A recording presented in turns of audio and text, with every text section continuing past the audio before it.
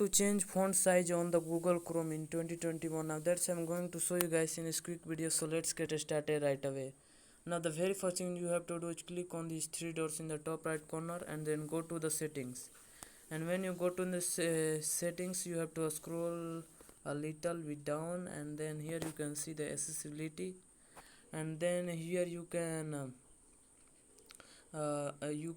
scroll this line button to the it is saying that if you you can read it, and then if you want to uh, see your text at this size, so you can uh, adjust it, and you can select it, and then you can but I want to adjust it, and then when you adjust it at this size, then when you click on the, and then you can see the in the Google Chrome, you can see the pages, you can see the fonts at this size.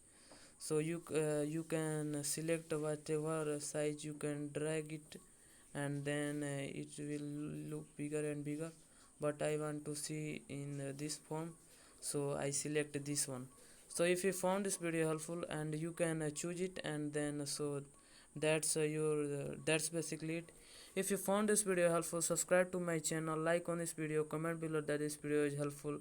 Have a good day.